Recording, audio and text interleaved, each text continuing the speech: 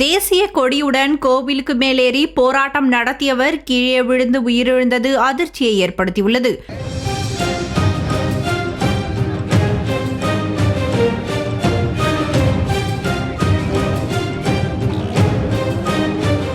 புதுக்கோட்டை மாவட்டம் விராலிமலை அருகே உள்ள கொடும்பாலூர் கிராமத்தை சேர்ந்தவர் ஆறுமுகம். சமூக ஆர்வலரான இவர் விராலிமலையில் மலை மீதுள்ள முருகர் கோவிலில் 70 அடி உயரமுள்ள கோபுரத்தில் ஏறி போராட்டம் நடத்தினார். கோவிலுக்கு சொந்தமான நிலங்களை ஆக்கிரமிப்பில் இருந்து மீட்க வேண்டும், மயில்கல் சரணாலயம் அமைக்க வேண்டும் என்று வலியுறுத்தி கையில் தேசிய கொடியுடன் போராட்டத்தில் ஈடுபட்டார். இதுகுறித்து தகவல் அறிந்து வந்த வருவாய் மற்றும் காவல்துறையினர் அவரது கோரிக்கைகளை நிறைவேற்றித் தருவதாக உறுதியளித்து சமாதானப்படுத்தினர். பின்னர் அவரை மீட்பதற்காக தீயணைப்பு படையினர் தயாராக இருந்தனர்.